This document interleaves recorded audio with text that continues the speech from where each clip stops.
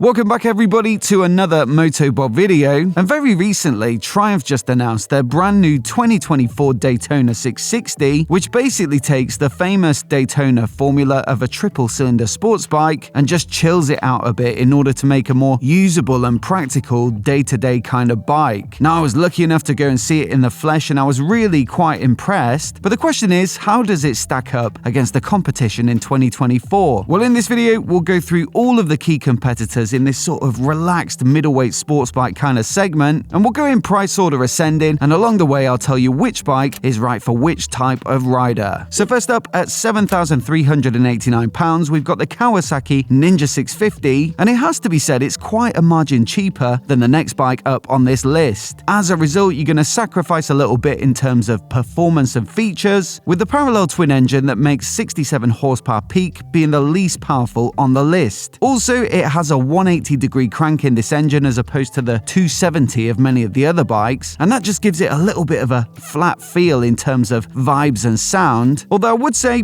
it is a reliable, consistent performer that they've used in a whole bunch of bikes over the years. Now I'd also say it's probably got the most simplistic chassis spec as well, with a fairly basic right way up fork, just preload adjustment on the shock, and 2-piston axially mounted brake calipers up front. So it's not exactly going to be the most exhilarating ride on this list, but look, here is a good case for buying the Ninja 650. It has a very low seat height, the lowest on the list at 790mm, and also the bars are fairly high up and pulled back towards the rider. So whilst it isn't particularly sporty, and I've tried it on the track and it is perhaps a little too upright, if you want something that looks sporty but actually is comfortable to ride day in day out for commuting and picking your way through town traffic, then this bike is well set up to do the job. It's not so much a wolf in sheep's clothing as a sheep in wolf's clothing. Then you've got a fairly slender wet weight of 193 kilograms, and so this probably feels like one of the more manageable bikes on the list and therefore would be a good shout for anyone new to riding. And the bonus is you still get a slice of that ninja styling and flair. 1,200 quid extra though will indeed get you the bike I mentioned at the start of this video, and that's the brand new Triumph Daytona 660. And while it is a significant step up in price, I think it's fair to say that it's also a significant step up in terms of performance and features. At the heart of it, you get the same 660 inline triple that's been a real success in the Trident Naked and the Tiger Sport Sports Tourer, but for this particular bike, they've managed to lift the red line by a couple of thousand RPM, and so the extra revs result in quite a bit more peak power, going from 80 horses up to 94. Then you've got suspension from Showa with an upside-down fork at the front, radially mounted 4-piston brakes that are Triumph branded, and also some neat techie goodies like 3 riding modes of Sport, Road and Rain, as well as switchable traction control. Now of course, with it being just announced, I've yet to sample one out on the road, but I did own a Trident for a year or two, with which it has a lot in common, and that bike was pretty fantastic in terms of the ride, so my expectations are high for this one. And yes, I do understand that it's not a thoroughbred Daytona, and perhaps some more hardcore sports bike fans would rather they hadn't used the name for such a road-friendly interpretation of a sports bike, but certainly at that launch price, it is looking pretty tempting, especially if you're a fan of a triple. But just another £4 up puts another option on the table, and that's the Honda CBR 650R, which has been in their lineup for quite some time now, but for 2024 brings an interesting new feature to the table. You see, this is one or two bikes that will be available with their new E-clutch, which effectively means that you can ride it in a sort of twist and go manner without having to use the clutch at a standstill or to pull away. You can also shift up and down without having to operate the clutch lever too, although it is still fitted to the bike in case you want to drag it for low-speed maneuvers, for example. Now to me, it certainly sounds kind of interesting, especially if you're doing a lot of stop-start riding in low-speed traffic, but out on the open road, E-clutch or not, this is still a decent proposition with a fairly revvy 650 inline 4 that makes the same 94 horsepower peak as the Daytona 660. That's going to give it some of that proper sports bike sound and feel, although you've still got a fairly relaxed riding position with an 810mm seat height, so it's definitely not as aggressive as a true supersport. Genuinely, this still looks like a strong option in 2024, now having a TFT display fitted and also slightly updated styling, which gives you a smidge of that Fireblade vibe. And I think the only major downside is the fact that it's the heaviest bike on this list at 208 kilograms wet. Naturally, that's going to blunt some of that power advantage, but I'd still consider this one if you like the idea of an inline 4, but just want to experience it with some levels of comfort. Now, before we get onto the next bike, I just want to say a massive thanks to our video sponsors today. As a bearded man myself, it's with great joy that I bring you Manscaped's first ever beard trimmer, the Beard Hedger Pro. And this thing is serious. It's got a 7,200 RPM motor and also titanium coated blades so it can cut through those wiry beard hairs absolutely no problem. On top of that, with one guard, you've actually got 20 different cutting lengths which you can easily cycle through with this zoom wheel. And so whether you want short stubble or a great big bushy beard, the Beard Hedger Pro has you covered. Plus, they offer it as part of their awesome Beard Hedger Pro kit, which contains the absolute works for keeping your facial fuzz in fine fettle. So there's beard shampoo, beard conditioner, beard oil, beard balm, and a travel case, along with some awesome free gifts, including a beard brush, a beard comb, and some precision beard scissors in case you fancy trying your hand at some freehand artistic whisker-based topiary. On top of all that, if you head to the link in the description and use the code MOTOBOB, you'll get 20% off plus free international shipping, which it has to be said is a heck of a deal. So do check them out, and once again, a massive thanks to Manscaped for their support. Now look, I know I was bashing the Ninja 650 a little bit earlier for being so easygoing, but the solution for Kawasaki is a simple one, which is to have two bikes on offer in this segment. You see, the ZX4 RR is quite a step up in price from the Ninja, but what it does give you is a much more sporty riding experience that's a lot less geared towards beginners and commuting. Now, as you may well have inferred from the name, this is a 400cc inline 4, so the smallest capacity on the list, but it revs up to a whizzy 16,000 RPM redline, just before which it makes its peak power figure of 76 horses. So a significant step up from the Ninja 650 in terms of power, and while you do have to work the engine harder to get the most out of it, I think that's actually part of the appeal to a lot of riders, especially those who rode smaller capacity sports bikes when they were younger. On top of that, you get a more focused, sporty chassis spec with a Showa separate function big piston upside down fork that gets preload adjustability, a fully adjustable horizontal backlink shock at the rear, and twin radially mounted monoblock 4-piston brake calipers up front. Now the seat height is 10mm up versus the Ninja 650, so 800mm in total, and while that is still relatively low, it's much more in line with the rest of the bikes on this list, and the bars are lower and further forward to give you that more engaging and aggressive rider triangle. So yes,